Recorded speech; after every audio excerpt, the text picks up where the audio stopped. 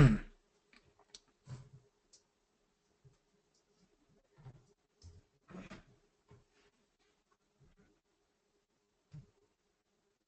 you can share your screen.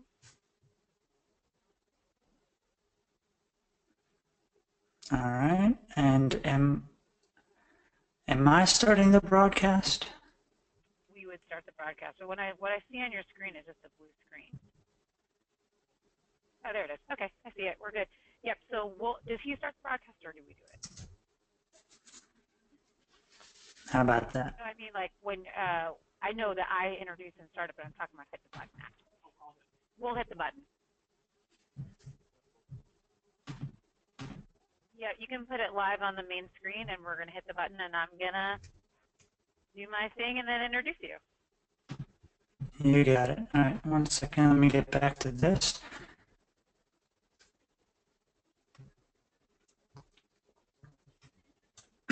You got it. I'm ready to go. Okay, I just see a black screen. I don't see that title slide.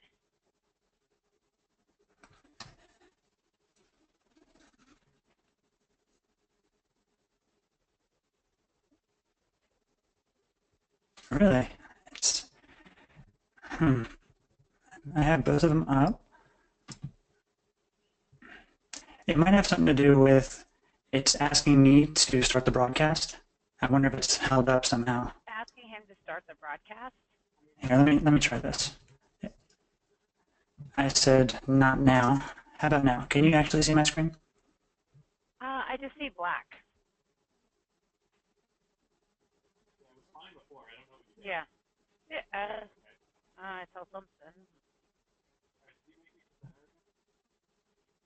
Did you make him presenter again? Looks like you might have. How about now? Better? Now looks like, I don't know if you're the presenter. So we're going to make you the presenter again. Okay, now I see the blue, and it should come up. Yes, now I see it. Okay, we're going to start the broadcast. There it is. And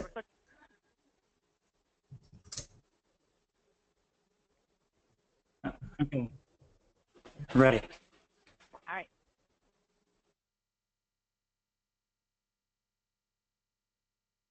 Hello, everybody. Thanks for joining us today for our webinar, Building Effective Client Presentations, featuring Pete Karabetis. We're excited to get started here. We just have a few housekeeping slides and good stuff. Hello, that's me. My name's Sarah Condi. I'll be moderating the webinar today. Quick background on me. I've been an MBO for about 8 years, and I serve as a director of our consultant services department. And I manage a team of advisors who responds to requests from independents who are curious about our service. And we do consultation appointments with them, or we learn more about their background and needs, and run estimates and help determine if our services for self-employed folks are the right fit for them. So on the next slide, I'm just going to talk about very quickly our little MBO commercial. What's our mission? It's to make it easy for independent consultants and clients to work together.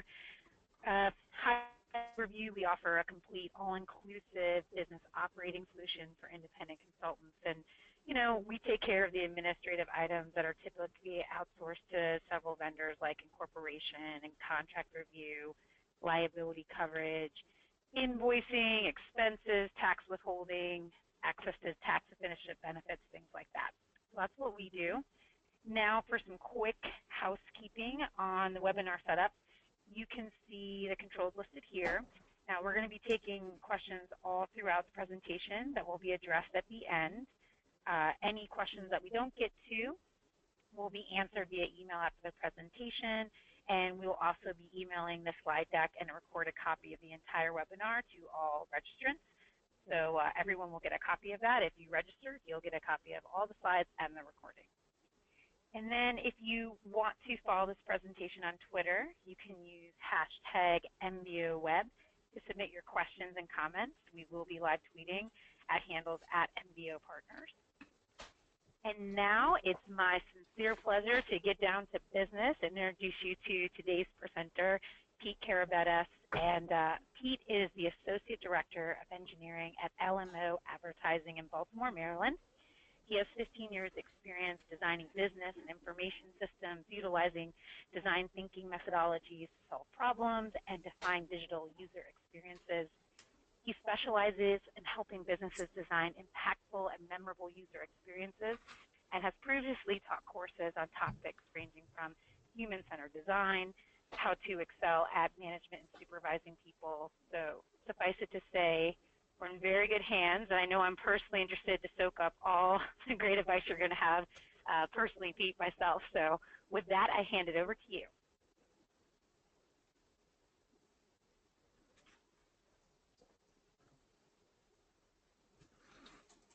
Thank you very much, Sarah. And can you hear me okay?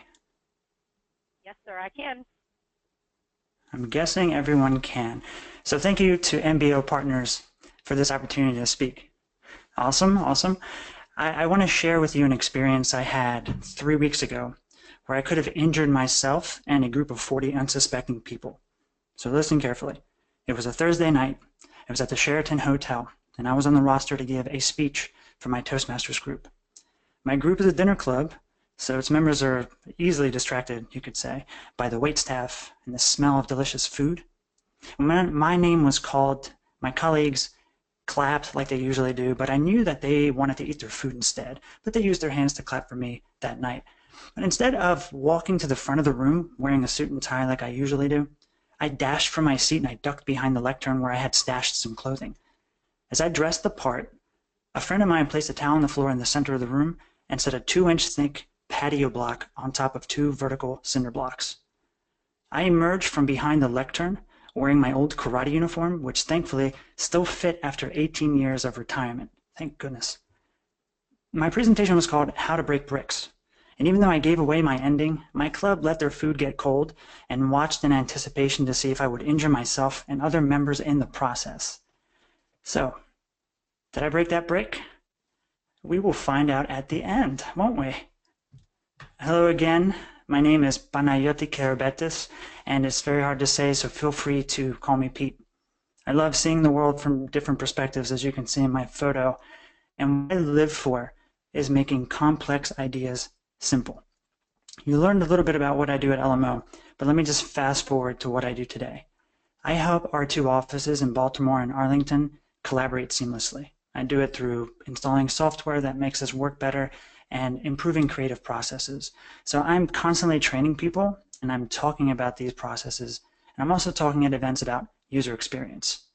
So that's all you need to know about me right now. You're going to learn a little bit about me through these slides because I'm a little kooky. But here's what we're going to learn today in terms of presentations. To be honest, it's quite the mental task to give a presentation about giving effective presentations. Can you imagine the pressure I feel right now? I'm sure you can. Now here's what we'll cover. You're going to learn why ideas are a dime a dozen and how your body language and vocal variety can either wake up your audience or put them to sleep. You'll also discover that practice does not actually make perfect and that your visual aids should not be works of art. All this and more after our first poll, if you can cue that up.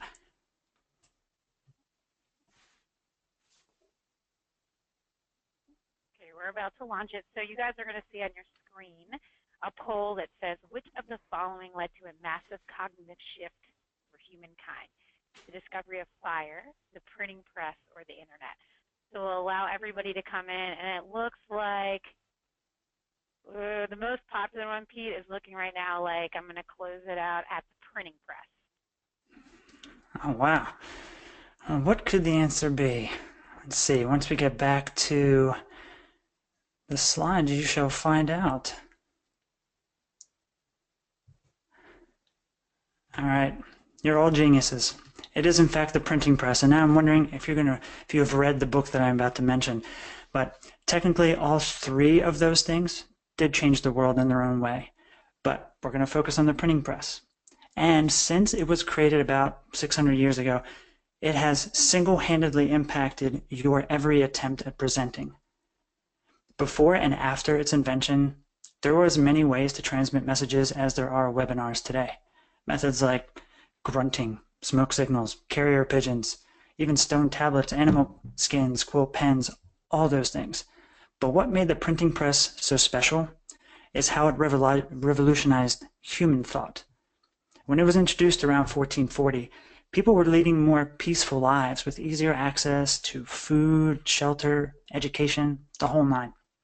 So why is it so important? Well, aside from making the printing and distribution of books really easy, it actually rewired our brains. Think about it. For the first time in history, people were not being chased by wild animals and constantly waging war every second. Times were less stressful, and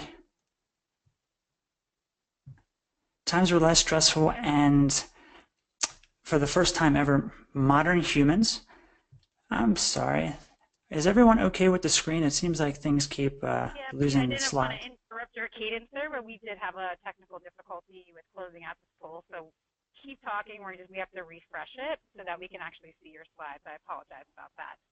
Hey, no problem. Cadence is not a thing.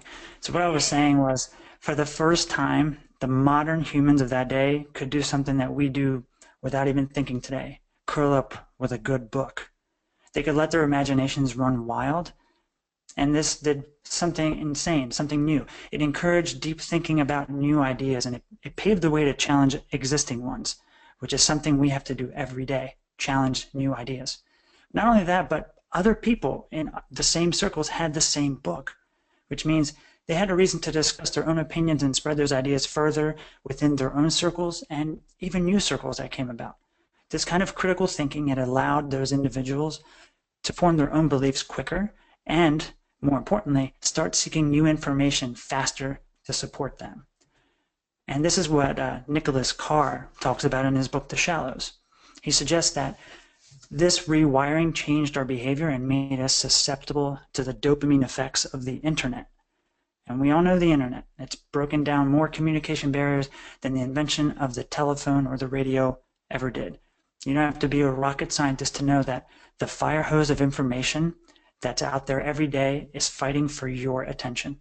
Sadly, the constant distractions of this information age have made us a short-term gratification society.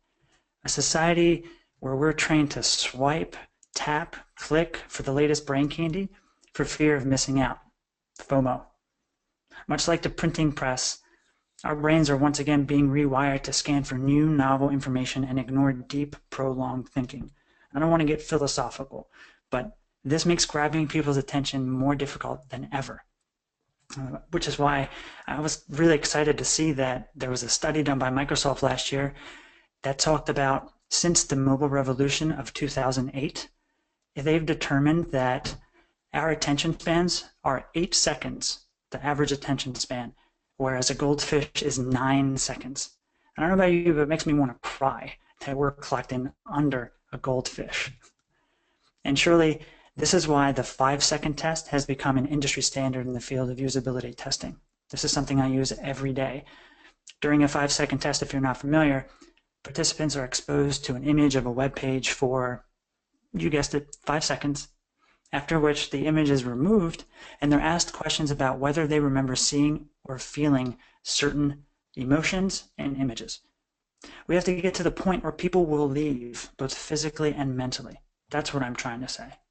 And that's what Oren Clef talked about in his book, Pitch Anything, which revolved around this concept of how our feeble attention spans constantly crave new, relevant information to stay alert. Oren describes what he calls the croc brain, the most primitive part of our brain that's hardwired to protect us from stimuli that could threaten our lives.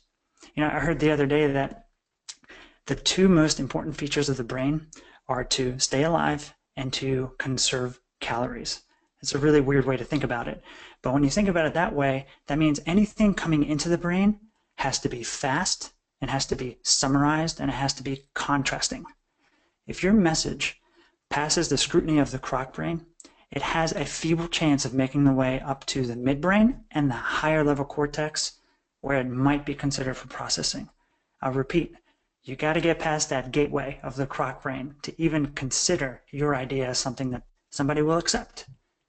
And unlike the internet where you get 5 seconds to make your point, Being in front of people affords you slightly more time. Oren calls this 20-minute window your convincing power, but you don't get another chance. This could be why TED Talks are capped in at about 18 minutes. I'm of the same mind as Chris Anderson, the creator of TED. He believes that all great ideas have one thing in common: sharing an idea. To Chris, ideas are patterns of behavior that inspire thoughts. Those thoughts form our beliefs. Those beliefs help us navigate the world. So oddly enough, Chris recorded a great talk about creating great TED Talks that I highly recommend. That's in my show notes. So in short, he confirms that the only way to spread your idea is to keep it simple and appeal to your audience. Appealing to your audience starts with having a clear outcome of what you want to achieve. Regardless of whether you choose to inform, entertain, persuade, or inspire, I encourage you to write an outcome statement to guide your efforts. An outcome statement is a single sentence that's very simple. It describes what your audience should do after your presentation. Only 3 rules apply. Number 1, keep it short. Number 2, be specific. Number 3, make it actionable. For example, I want my audience to start using Snapchat, or I want my audience to give me venture capital money, don't we all? Here's my outcome statement for this presentation. After my presentation, I want you to be excited about applying at least one new insight to your next presentation. It is that simple. So let's keep learning. Let's shoot up our next poll and see what you say about that. Okay, this statement says, which statement best describes you? Please select one. I run away from the bear because I am scared. I am scared because I run away from the bear. Let's see. Okay, it looks oh my God. like, yeah, the majority are saying the first one. I run away from the bear because I'm scared. That is infamous. Oh, wow. The results are just... So most of you run away from the bear because you are scared.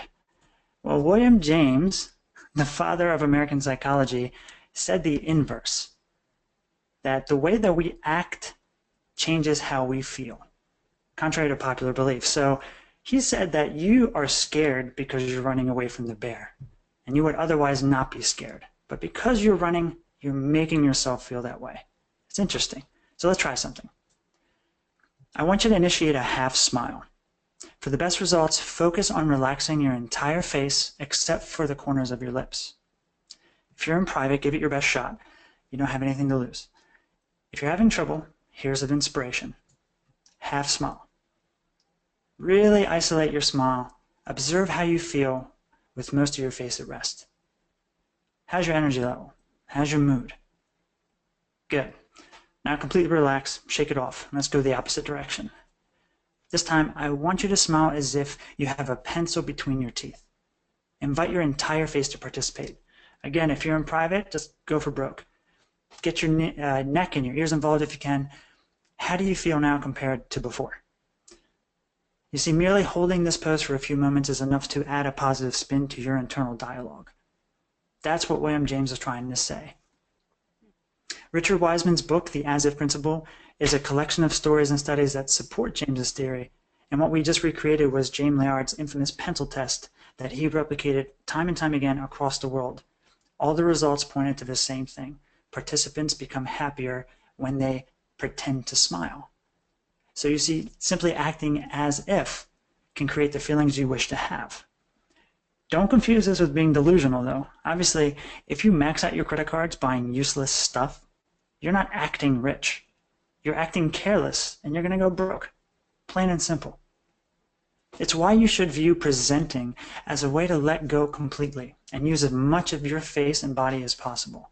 Presenting is your chance to infect a group of people with the passion that you feel so that they can accept the idea you're suggesting. This is me singing along with SpongeBob. I just stopped singing, but I'm glad you weren't there to hear it. I liked it, though. Pete, I'm so sorry to interrupt you, but I'm going to give you a true presenter challenge right now. We're having some technical difficulties where we have to pass presenter role back to us and then back to you because we're having some people report that they're having trouble seeing the slides. So I'm so sorry to interrupt you, but hopefully we'll have it back. So you should have it back on your screen shortly. There we go. We got it back. So we should be good to go. Put into presentation mode and we should be all set. Presenter challenge accepted. Yes. This is like a presenter challenge at level 10, just so you know. Beautiful. My colors, so thank you. Bring on the 11. So. Don't say that. Don't say that. Okay, so I think, yeah, we're in screen share mode. Can everybody just let us know on the questions if you're still having trouble seeing? And we'll get back to you. We see the slide, Pete, the present slide with Amy Cuddy. Wonderful. Okay. So in her book. I want to put it into presenter mode. All right. Just let me know when we're good to go.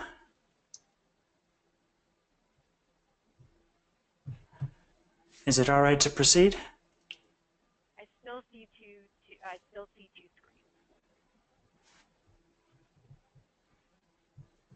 screens. Let's try.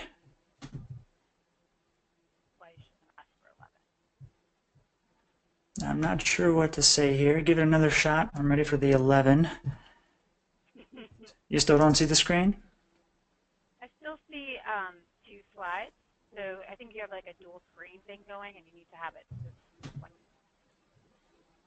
I'll tell you what. Let's try this. Do you see a single slide? No, I still see two, and I see the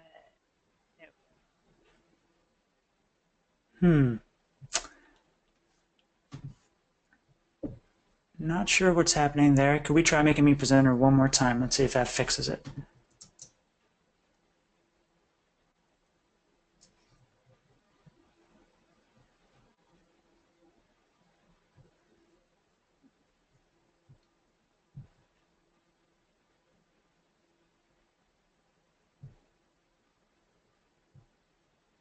All right.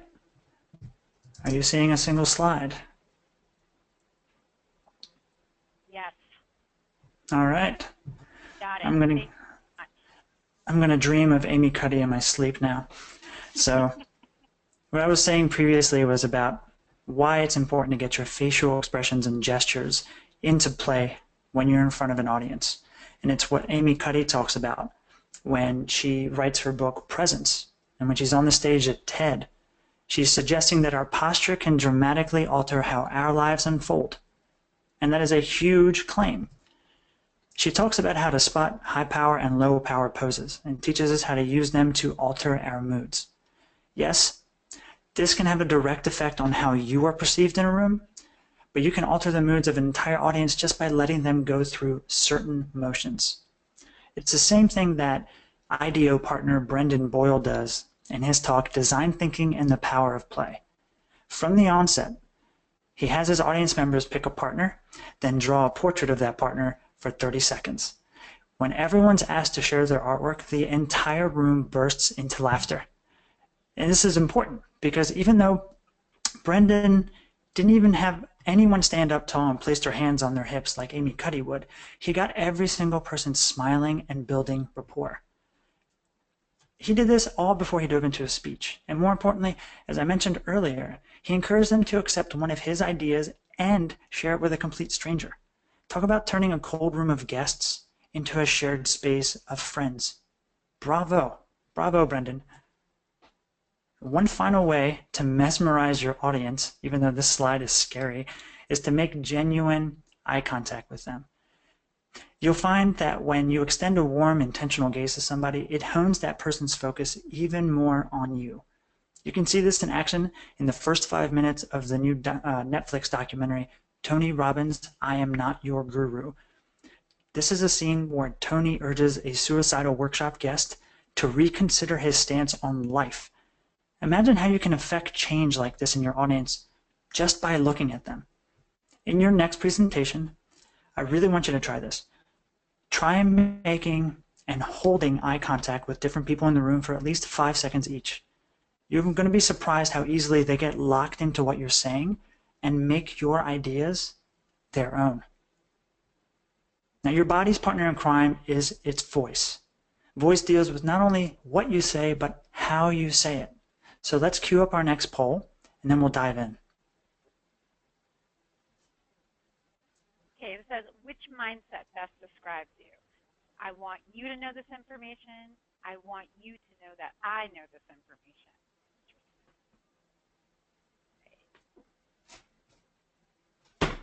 Like we're getting most people going with option 1. I want you to know this information.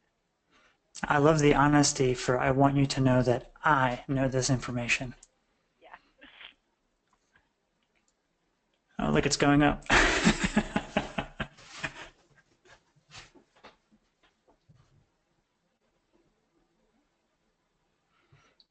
Wonderful. To avoid an 11 on the presenter mishaps, can everyone, or can you see my single slide? Looks like we need to pass it back again, and I will read the poll questions from now on, and we'll just kind of have people think about it and maybe vote with their questions because it seems to be causing us a problem. All right. There we go. We're back. Beautiful. Well, thank you for being honest for I want you to know that I know this information, because it does come across many times that it's a professional and that this person knows everything and you do not. But Frank Ferencic, one of my all-time favorite speakers, he presents from deeply embodied knowledge. He asks people to consider his information and put themselves in the situations he describes. He uses language like we instead of I to invite people into his world. This is a very important point. There's no force, just a sincere desire to share information with people to make them better. He's what Adam Grant identifies as a giver. In his book, Give and Take, Adam talks about how givers, as opposed to matchers and takers, have the greatest potential to both fail and succeed. So if you think of your idea as a gift to people, they'll be more accepting of it because you're looking out for their best interests. And more importantly, who doesn't like gifts? Everyone. Everyone loves gifts. In this case, the act of gift giving has only one outcome: to make your audience feel like it's better for having heard you speak. Remember, when you speak to people, you're not selling a product. You're not selling a service. You're not even selling a solution. No matter what business you're in, you're selling people a better version of themselves. Kathy Sierra would say that you're allowing them to feel like a badass, kind of like when you were running away from that bear. Her book isn't about being a better presenter, but it reveals the invisible ways that products speak to people's desires and ultimately improve the quality of their lives. So to come across as a giver who creates badass experiences, you really have to be clear about your intentions and the words you use to convey them. Select words that are clear, accurate, descriptive, and short. Get rid of words that don't matter. This applies to grunt words like, right? Those words. Cut them out. I don't care if that's how you talk. Maybe if it's how your audience talks, use some of them. But they don't do anything to convey a clear message. It doesn't mean you have to sound like a robot, though. You can have fun with the wordplay. Take a page out of comedian Demetri Martin's book. For example, sometimes instead of saying for example, he'll say something such as for example. See what I mean? Couple words, have some fun, flip them around. Just make sure that you don't use these jargon words. Demetri Martin is a perfect example of someone who can conceptualize and implement a viable, finalized strategy for optimized output. See what I did there? I totally lost you. Please, please, please replace jargon words like these with simpler ones. Not only will your audience appreciate the simplicity, but they'll have less to think about and chew on, which means you can drive your points home with ease. And remember to pause for silence too. Silence is a break that builds anticipation and fosters curiosity. Silence creates a void where the next person that speaks gets the attention. That next person should be you. So take advantage of moments of silence in your presentation. You can even try combining pauses with intentional eye contact to amplify their effects. Most of all, have fun and experiment with the different ways you can say things. Try changing up the volume of your voice. Maybe you want to say something a little different. Maybe you want to change the pitch of your voice. Who knows? Maybe you want to go faster or slower. Whatever you do, make sure your words are clear and have quality. Speaking of which, let's display our next poll and talk about rehearsals.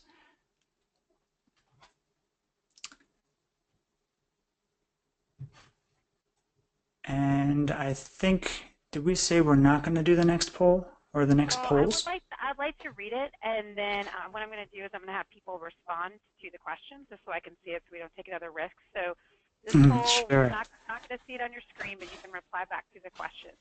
And this poll says, what's your presentation style? I over-prepare for everything. I'm calm at the last minute. I improvise everything. Oh, I cram at the last minute. Sorry about that. So it's I over-prepare, I cram at the last minute, I improvise everything. I know what mine is. I'm curious to hear what it is. Mine is I improvise. The more I prepare, it seems like the worse I do. It looks like we've got a lot of organized people here who over-prepare. That's what I'm thinking. Interesting. They're going to hate what I have to say next. So let me tell you about my wedding day.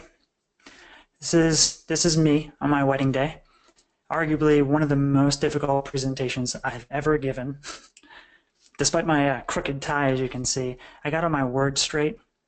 My posture promised my wife that I meant what I was saying. In fact, she cried, which in turn made the audience cry. Now you have to promise not to tell her this, but the entire time I was reciting my vows, I was laughing on the inside. And this is because a few hours before, while I was getting dressed, I was looking in the mirror and putting on a bow tie when suddenly I realized that I looked like Pee Wee Herman. I laughed so hard that I lost my train of thought and I forgot to practice my vows that day. I spent the moments leading up to my wedding taking photos like this one and posting it all over social media. Now, I'm not suggesting you do this before a big talk, but what this experience did for me was help me stop worrying about what my friends and family and guests would think about me. Help me to relax. I've never totally believed that practice makes us perfect anyway. Mike Tyson said it best when he stated that everyone has a plan until they get punched in the face. And it's very true. Practice doesn't make us perfect. Practice makes us comfortable. I urge all of you to rehearse until your ideas make you blue in the face. Practice by yourself in the car on the way to work. Practice in front of your spouse. Even practice in front of your pets. Just make the words come out of your mouth so you can make the message your own. Then and only then, when we internalize ideas, can our personalities have a chance to shine through, and we can better respond to the unexpected. Notice I didn't say react. Reacting is instinctual. Responding, on the other hand, is deliberate and mindful. Acting natural is what you're going for, but it's easier said than done. With the technology we have access to today, there's no excuse for you not to record yourself and check your body language and critique your vocal variety. If you don't feel like spending the time to do that, at least grab a mirror and watch yourself talk. Get a glimpse of what your audience will see so you can correct it ahead of time. It's the least you can do for yourself and your audience. So when you are rehearsing, remember to do a few things. Tailor it to your presentation, but some of these things could be setting up and breaking down your visual aids. Do it a few times and get used to it. Bring backups. Don't be caught without technology. Things can go wrong. You could get an 11 presenter difficulty. Transition between your main points. Go from your opening to your main point to your subpoints and back again all the way to your conclusion. Practice transitioning. And most of all, when you practice, look for a place where you think your audience will be and stay there. Do not look back at your slides if you're using multiple monitors because you're telling your audience, hey, don't look at me, look at my slides. Very important. If you just want to mess with people, try it. Watch their heads turn like robots. So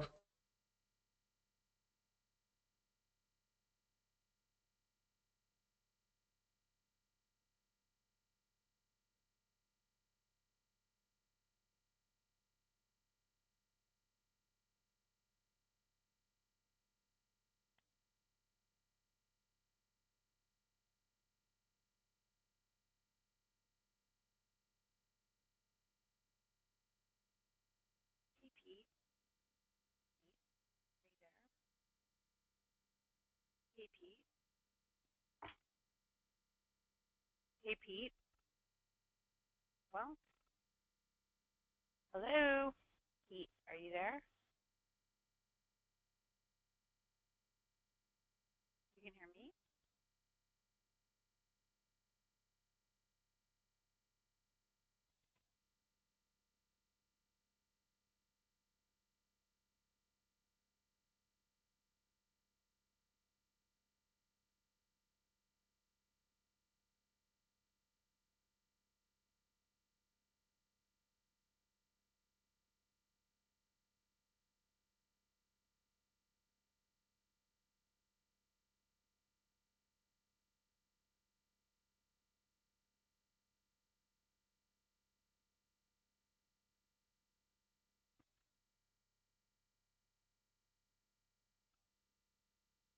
Pete?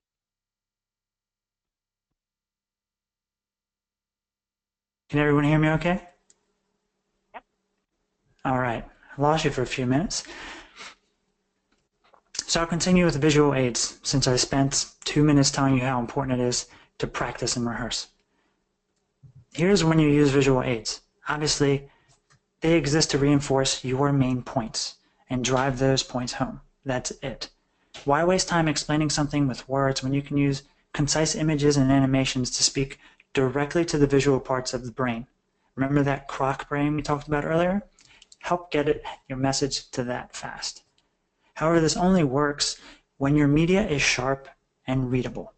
Nothing ruins a powerful idea more than a supporting image that's pixelated or text that's too small or hard to read for some reason. It's because people can't consume your slides and pay attention to you at the same time. In case you're reading this comic while I'm talking, I said that people can't read your slides and pay attention to you at the same time. You have the power to choose how to direct attention with your slide content. So limit your slides to the one idea you want to convey, because when we say yes to one thing, we're saying no to everything else.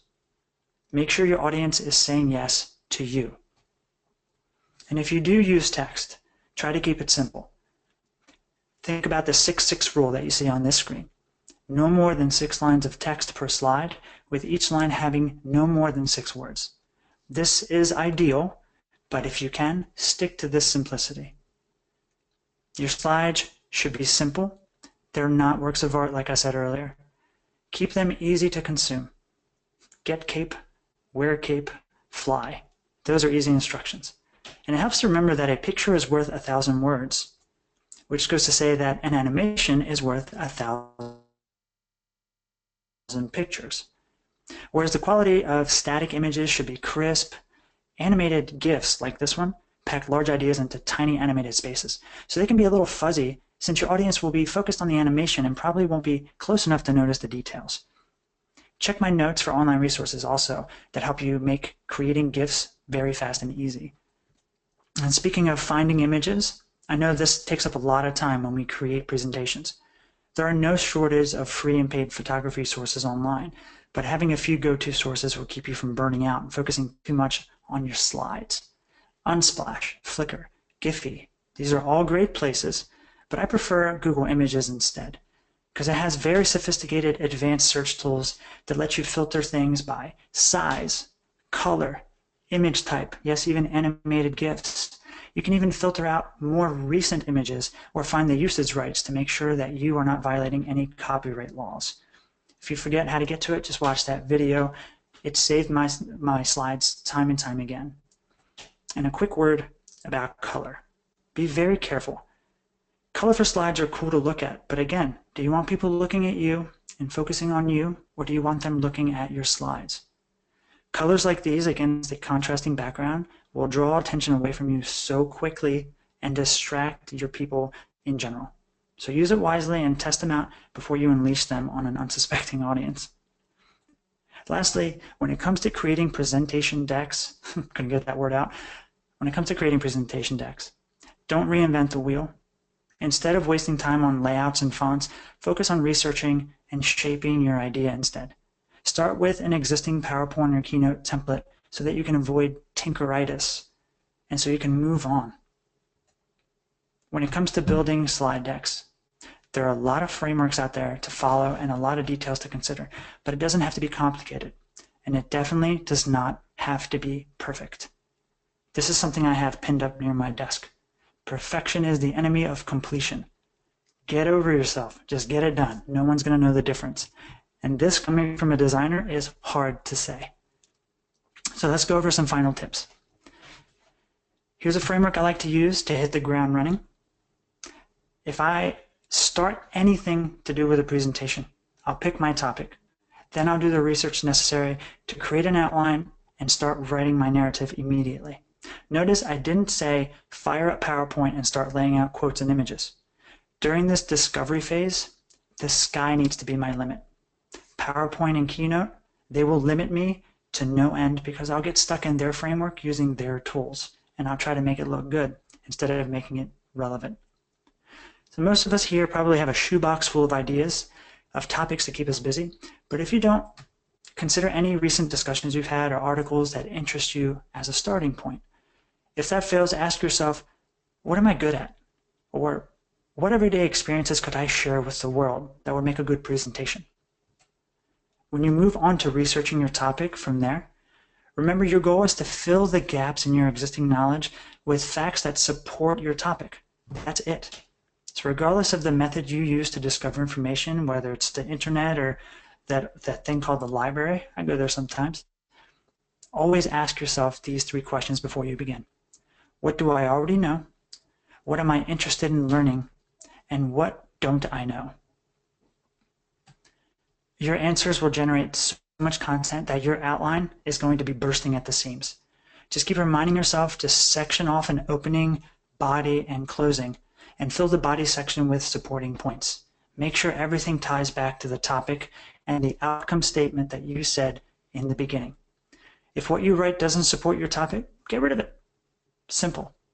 When it comes time to rehearse, you'll find that memorizing your opening and your closing statements will make giving the rest of your presentation a breeze. Memorize the beginning and the end, and the middle will flow, I promise you. And if you need to cite your resources and don't remember how, and you don't feel like cracking open your college books to figure out, go to a place like easybib.com. Just select the source and the type of source, like website, book, or journal. Type in a few fields in a form, and the website will generate an acceptable citation for you in MLA, APA, or some other acceptable format. And this is, I'd say, the biggest barrier for giving great presentations is avoiding feedback. You have to get feedback. Most people are shy about giving feedback because they either don't know how or they don't want to hurt your feelings. The last one is usually what people say. Help them give you feedback then by giving them a framework. For example, don't say, what did you like? Say, for the good things, phrase it this way. I liked this because. For the bad things, don't say, that sucked, that was horrible. Say, there's an opportunity to do X better. Or, I'd like to see more of Y. That's how you reframe bad things so that you can improve them. You could also ask another question. If you had to sum up my message, what would it be? Or, was my message clear? Or lastly, what could I improve overall? Whatever you do, don't ask what you did well because it's not relevant. And chances are that the things you did really well are going to come up naturally. Remember, you don't care about improving the things you did well. You want to improve the things you did poorly. You're not here to get a big head. So, set the stage for your success. Here are 3 things you can do to make sure you're going to have a great presentation. Ask yourself, what one idea do I want to convey to my audience? Ask yourself, what vocal and body language will work best with my audience? And how do I want my audience to feel during and after my presentation? If you do this, I guarantee you will have 99% success. Of course, there's always that 1% success that I know today you just can't avoid because nothing is guaranteed. Remember, you can't predict how your talk is going to go. So you need to be ready to handle, or like I said earlier, respond to these situations. If you've ever thought about signing up for an improv class, now is the time. Improv and public speaking go hand in hand. This is my last easy, fun tip to add to your presentation toolbox. Nothing can prepare you for being unprepared like the ability to think on your feet. By the way, that's my wife. Isn't she gorgeous? I love her mustache, and it's why I married her. So, did I break that brick? You bet I did. And I had all eyes on me until the very end. Best of all, my hand is in one piece and not a single club member got injured.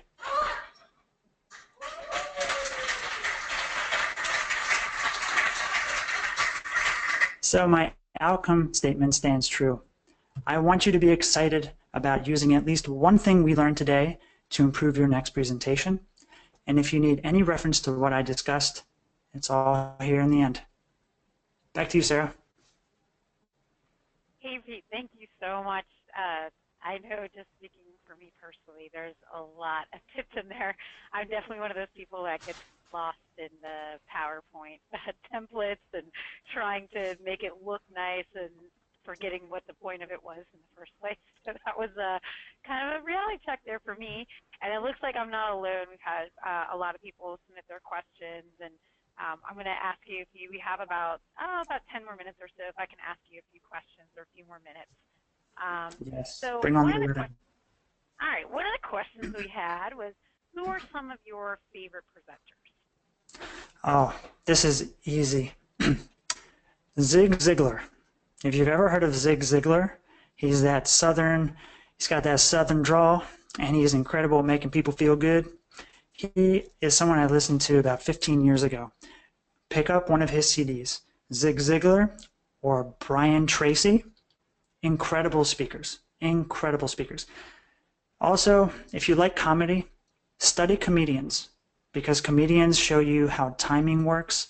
Comedians show you how they read a room and change on the fly, part of that improv mentality. But again, the first person that comes to mind, Zig Ziglar. Check him out. Well, I will. Okay, so we had, someone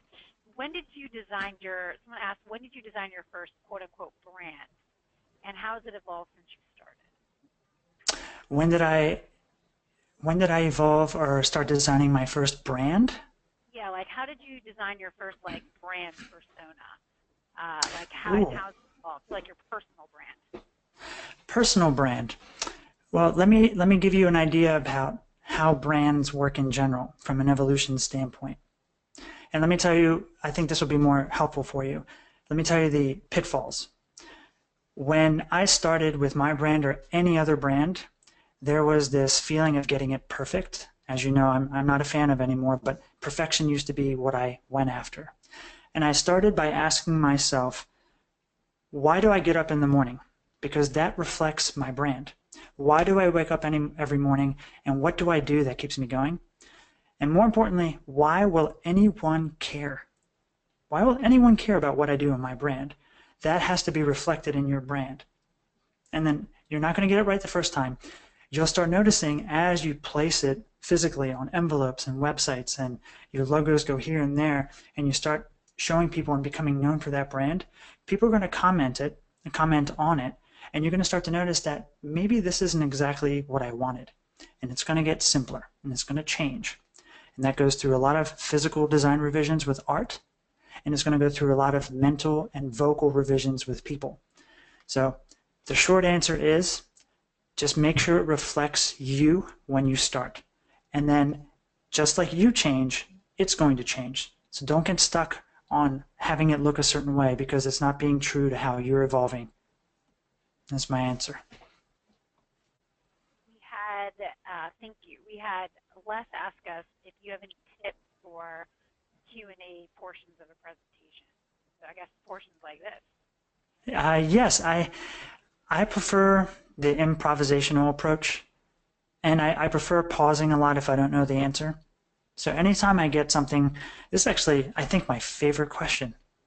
You're awesome, Les. So anytime I get this question, I pause for a second, because pausing does what I said earlier. It creates a little bit of space, but it gives you time to think. And there's nothing worse than jumping right out of the gate with the answer, in my opinion, because to me it shows that someone maybe was just waiting for you to finish talking so that they were front-loading the answer in their brain. I really want to give a genuine answer. So if I'm answering questions, I take a step back and then I give my answer. If I'm trying to encourage people to give questions, I usually make the last slide of my presentation a slide that contains 3 to 5 questions I want people to ask me. So usually you'll see thank you and a big font heading of questions with a question mark, or even worse, one of those Microsoft clip art people that are just giant globes with shiny gray heads with a giant question mark over top. That is the worst way. You want to set people up for success, give them starter questions. That's what I say. Take a break and then help people by setting the stage for them. Makes sense.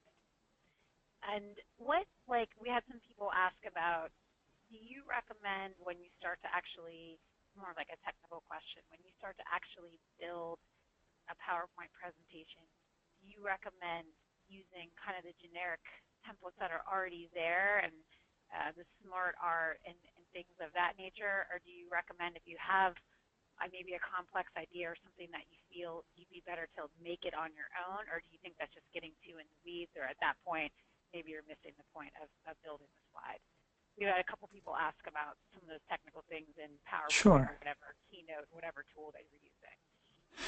Well, good question. First of all, if you're not familiar with using Keynote or PowerPoint, there are so many free tutorials online. The best ones I've found are on lynda.com and Coursera, Udemy, Skillshare. You can knock that out in about an hour or two. But if you have no idea where to start and you just want to dive in, I guarantee you that if you start trying to make creative slides, you're going to waste a lot of time and get frustrated, either because you don't know how to lay out your idea or because you don't know how to use the program.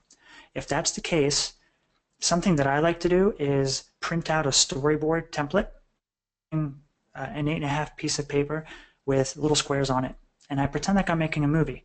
I just print out those little empty squares and I fill them in, and although it's archaic, I'll cut them out and move them around. Can you imagine how much faster and easier it is to write a word on a square or a little sketch of a person or an idea and then say, you know, it doesn't make sense there, and just physically move it with your finger? Get out of PowerPoint and Keynote and just start working manually with your outline in your hands, and you'll find that it's much faster. And then afterwards, if you want to create your own slides, you'll be better equipped. And if you want to use a template, that's going to just fly right by. Good advice, because sometimes you can get paralyzed by all the choices and options in there. I know I personally can. Me too. It's like, sometimes you're like, wait a second, why did I just spend an hour on doing that? Exactly. So it flies by, right?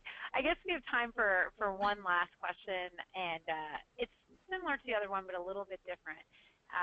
It says, which other presenters from the past, long retired or from a past generation, have been influential to you, or do you find were the most effective? Someone that you look to as like an inspiration, where I want to speak like that. Maybe someone that. Sure.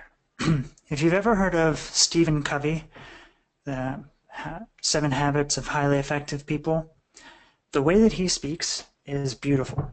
He's very whimsical. He loves using pauses, and out of nowhere, he will change the modulation of his voice. He'll get higher, lower pitched, louder, softer. He knows exactly what to do with his voice. And when he pauses, you'll find your body looking forward. It'll just start leaning as if to say, what's happening? It's like a tractor beam pulling you in. He's one of the people that I love. Let's see. I like Obama. Obama is a fun guy, a great speaker. I'm talking about him strictly as a speaker now. And Oprah does a great job of inspiring people and getting them on their feet. And obviously you can see it through her sales. I mean, she's rich. So I have a long list of people, but Stephen Covey, Zig Ziglar, and Oprah are some of the top 3. Oh, and Tony Robbins, too. I think it's just because his voice is so scary that I'm forced to like him for fear of getting beat up. But if you ever seen him speak, he's amazing. He's so real. It's not just some corny self-help type of stuff. He's a very interesting guy. Excellent. Thank you so much, Pete, for your time today. And just a reminder, everybody, we'll be emailing this slide from the webinar after this. We'll email them out within a week and a recording as well. And, I know there's a lot of practical tips on some of the slides too. So, we've had a couple people asking about getting copies of those. I just want to make sure that everybody knows that. And I wanted to thank everyone for attending, and we'll see you next time. Thanks so much, Pete. You're welcome. Thank you. Take care. Bye-bye.